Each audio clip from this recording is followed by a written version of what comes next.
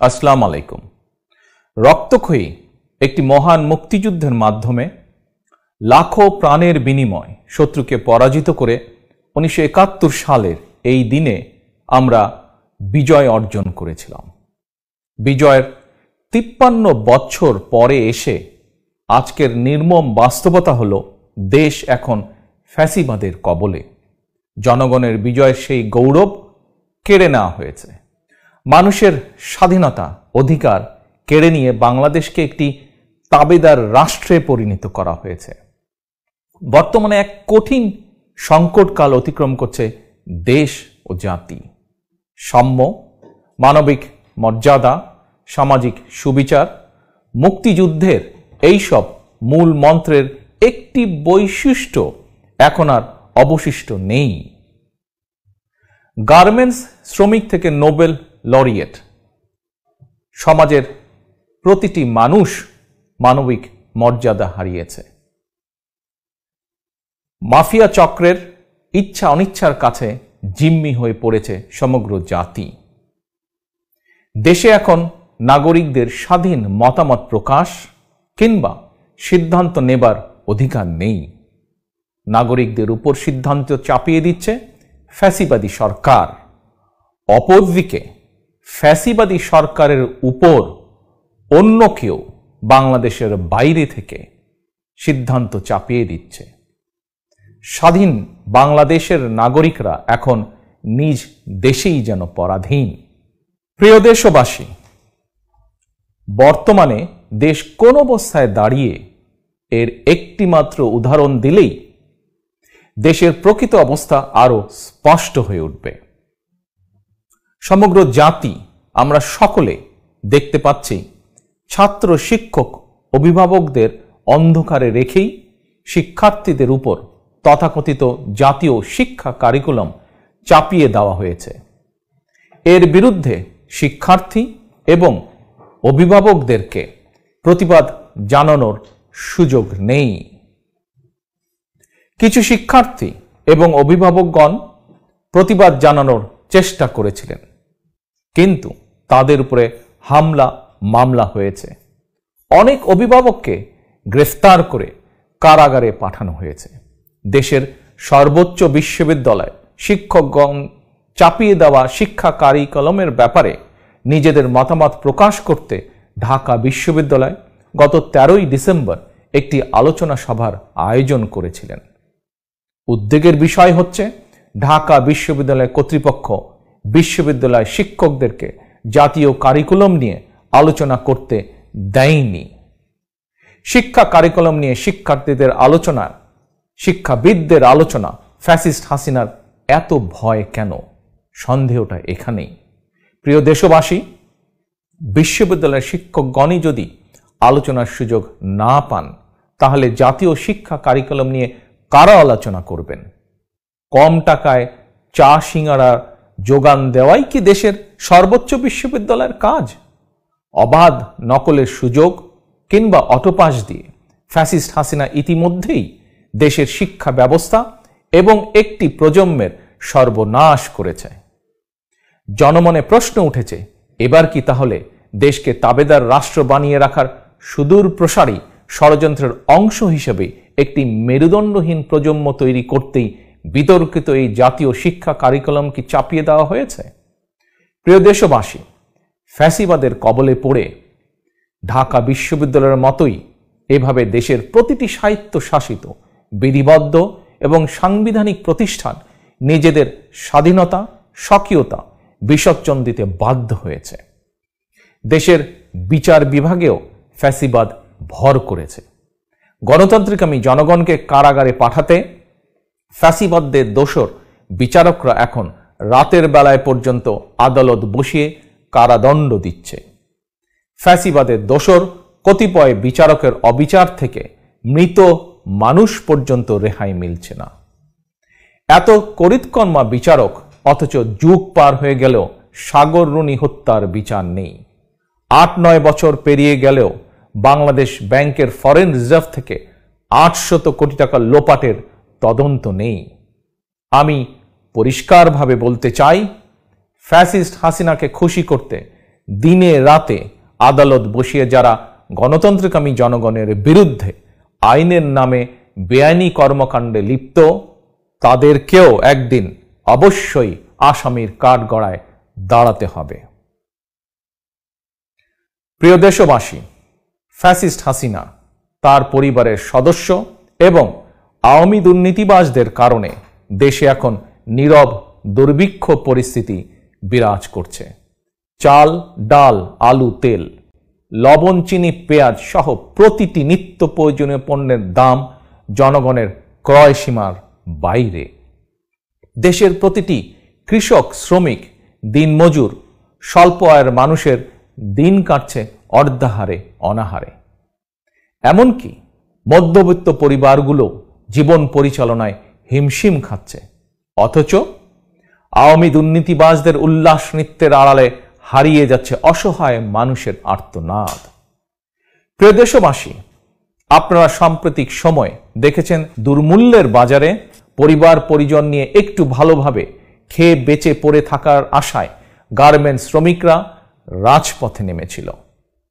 অথচ মাফিয়া সরকারের সন্ত্রাসী বাহিনী কয়েকজন গার্মেন্টস শ্রমিককে নির্মমভাবে হত্যা করেছে। শ্রমিকদের বিরুদ্ধে 43টি মামলা দিয়ে কমপক্ষে 20,000 শ্রমিককে আসামি করা হয়েছে। এসব মামলায় বিভিন্ন পর্যায়ে কমপক্ষে 115 জন শ্রমিক নেতাকে কারাবন্দী করে রাখা হয়েছে।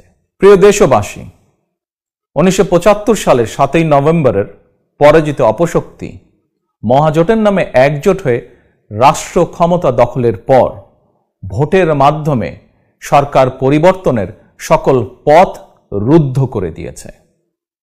জনম্যান্ডেট ছাড়াই ক্ষমতা দখল করে রাখতে ফ্যাসিস্ট হাসিনা 2014 সালে করেছিল বিনা ভোটের নির্বাচন, 2018 সালে নিশিরাতের নির্বাচন, আর এবার 2024 সালে দামি নির্বাচন অনুষ্ঠানের ষড়যন্ত্র চলছে। কথিত এই দামি নির্বাচনের জন্য তৈরি করা হয়েছে দামি প্রার্থী, তৈরি করা হয়েছে দামি রাজনৈতিক দল। প্রিয় দেশবাসী, চিহ্নিত ভোট ডাকাত হাসিনার অবৈধ ক্ষমতার খায়েশ পূরণ করতে মেরুদণ্ডহীন নির্বাচন কমিশন দামি ক্যান্ডিডেটদেরকে নিয়ে নানা রকম তৎপরতা দেখালেও বাস্তবতা হচ্ছে ফ্যাসিবাদের বর্তমান আস্তানা গণভবনে বানরের পিঠাভাগের মতন কথিত দামি নির্বাচনে দামি এমপি বানানোর জন্য আসন ভাগাভাগি চলছে। ফ্যাসিবাদের দোসর কতিপয় রাজনৈতিক দলের নেতারা নিজেদের আত্মসম্মান বিসর্জন দিয়ে দামি এমপি হওয়ার লোভে নির্লজ্জভাবে ফ্যাসিস্ট হাসিনার কাছে নিজেদেরকে সমর্পণ করেছেন। প্রিয় দেশবাসী, এমপি হওয়ার জন্য যারা ফ্যাসিস্ট হাসিনার কাছে নির্লজ্জ আত্মসমর্পণ করেছেন, এদের মধ্যে অভিজ্ঞ এবং পোড় খাওয়া এমন কিছু রাজনৈতিক নেতাও রয়েছেন যাদের রাজনৈতিক জীবনের বয়স বাংলাদেশের বয়সের চেয়েও বেশি। আমি বিএনপি সহ গণতন্ত্রের পক্ষের রাজনৈতিক দলগুলোর পক্ষ থেকে ফ্যাসিবাদের দোসর এইসব রাজনৈতিক দলের নেতৃবৃন্দের প্রতি উদাত্ত আহ্বান জানিয়ে বলতে চাই, নিজেদের দীর্ঘ রাজনৈতিক ক্যারিয়ারের প্রতি অমর্যাদা করবেন না।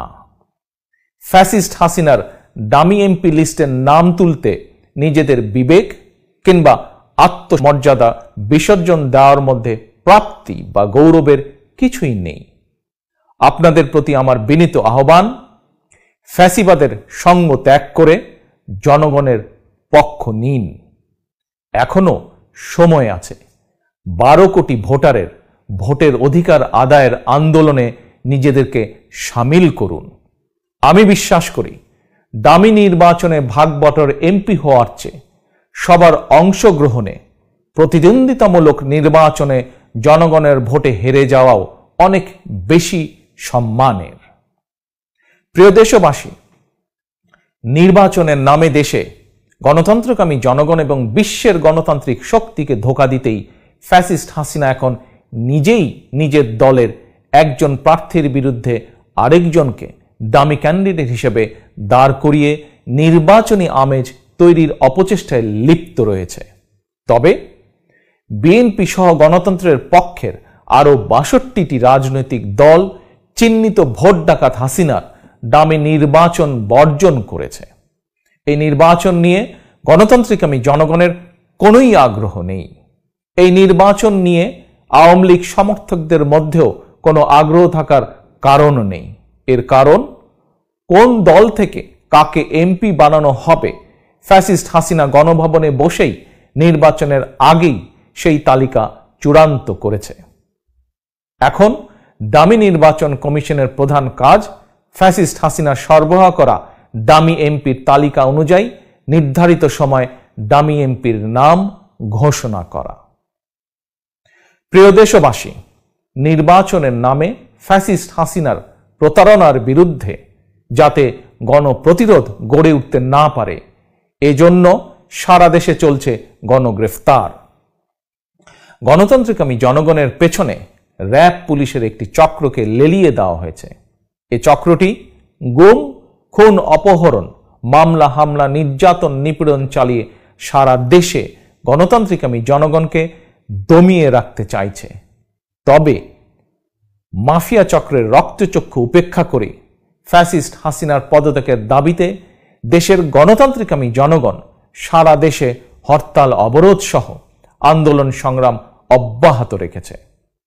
গণতন্ত্র, মানবাধিকার এবং ভোটের অধিকার প্রতিষ্ঠার চলমান এই আন্দোলনে যারা হতাহত হয়েছেন, বাংলাদেশের মহান বিজয়ের এই দিনে আমি আল্লাহর দরবারে তাদের কল্যাণ কামনা করি।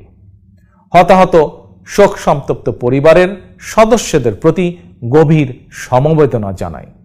আমি দৃঢ়ভাবে বিশ্বাস করি, আরো একটু কষ্ট, আরো একটু ত্যাগ স্বীকার করতে পারলেই এই বিজয়ের মাসে হয়তো আরেকটি বিজয়ের পথ রচিত হবে ইনশাল্লাহ। গণতন্ত্রের পক্ষের রাজনৈতিক দলগুলোর সর্বস্তরের নেতা কর্মী বৃন্দ, আমি জানি গণতন্ত্রের পক্ষের প্রতিটি রাজনৈতিক দলের আলাদা আলাদা কর্মসূচি, আদর্শ রয়েছে। তবে দেশ এবং জনগণের অধিকার রক্ষায় এই মুহূর্তে আমাদের প্রত্যেকের দফা এক, দাবি এক, ফ্যাসিস্ট হাসিনার পদত্যাগ। এই দাবি আদায় নিজেদের মধ্যে রাজপথের ঐক্য গড়ে তোলা অত্যন্ত জরুরি। এমন বাস্তবতায় দল, মত, ধর্ম, বর্ণ নির্বিশেষে গণতান্ত্রিকামী জনগণ, বিশেষ করে ফ্যাসিস্ট হাসিনার পদত্যাগের দাবিতে বিএনপি সহ আন্দোলনকারী সকল রাজনৈতিক দলের নেতাকর্মী সমর্থকদের প্রতি আমার আহ্বান, গণতন্ত্র, মানবাধিকার, ভোটের অধিকার প্রতিষ্ঠার চলমান আন্দোলনকে চূড়ান্ত লক্ষ্যে পৌঁছে দিতে সাধ্যমতো প্রতিটি বাড়ি কিংবা প্রতিটি পরিবার থেকে কমপক্ষে একজন সদস্য হলেও সর্বাত্মকভাবে সর্বদা প্রস্তুত থাকুন। এক দফা দাবি আদায়ের লক্ষ্যে শহর, নগর, বন্দর, প্রতিটি গ্রাম, মহল্লা, জনপদ তথা যার যার সাংগঠনিক এলাকায় নিজ নিজ দলীয় দৃষ্টিভঙ্গির ঊর্ধ্বে উঠে নিজেদের মধ্যে নেটওয়ার্ক গড়ে তুলুন। একের সঙ্গে অপরের নিবিড় যোগাযোগ বাড়িয়ে দিন। গণতন্ত্রের পক্ষের রাজনৈতিক দলগুলোর কোনো একজন কর্মী সমর্থক বিপদে পড়লে কিংবা রাজনৈতিক হয়রানির শিকার হলে যে দলেরই হোক, দলীয় পরিচয়ের ঊর্ধ্বে উঠে তার সমর্থনে অন্যরা সবাই ঐক্যবদ্ধভাবে এগিয়ে আসুন। একসঙ্গে প্রতিরোধ গড়ে তুলুন। এভাবে নিজ নিজ এলাকায় কিংবা মাঠে, ময়দানে, রাজপথে সর্বদলীয় রাজনৈতিক ঐক্য গড়ে উঠলে মাফিয়া চক্র অবশ্যই পিছু হটতে বাধ্য হবে। প্রিয় দেশবাসী, 1971 সালে বাংলাদেশের স্বাধীনতা এবং বিজয় অর্জনের সংগ্রামেও কিছু বেঈমান, বিশ্বাসঘাতক, কুচক্রী সুবিধাবাদী ছিল। তবুও দেশপ্রেমিক মুক্তিযোদ্ধারা সশস্ত্র শত্রুদের হটিয়ে বাংলাদেশের বিজয় ছিনিয়ে আনতে সক্ষম হয়েছিলেন। আর এবার দেশ এবং জনগণের স্বাধীনতা রক্ষার আন্দোলনেও কিছু বেঈমান, বিশ্বাসঘাতক, কুচক্রী সুবিধাবাদী ফ্যাসিবাদের দোসর হয়ে দামি নির্বাচনের আড়ালে জনগণের বিপক্ষে অবস্থান নিয়েছে। এদের চিহ্নিত করে রাখুন। এরা দেশের শত্রু, গণতন্ত্রের শত্রু। হতাশ হবার কোনোই কারণ নেই। বিশ্বাস রাখুন, দামি নির্বাচন নয়, ভোট ডাকাতদের প্রতিহত করে ফ্যাসিস্ট হাসিনাকে রাষ্ট্রীয় ক্ষমতার বাইরে রেখেই নির্বাচনকালীন নিরপেক্ষ সরকারের অধীনে অবাধ, সুষ্ঠু, নিরপেক্ষ এবং অংশগ্রহণমূলক নির্বাচন অনুষ্ঠিত হবে এই বাংলাদেশের মাটিতে ইনশাআল্লাহ। আল্লাহ হাফেজ। বাংলাদেশ জিন্দাবাদ। বাংলাদেশ জাতীয়তাবাদী দল জিন্দাবাদ।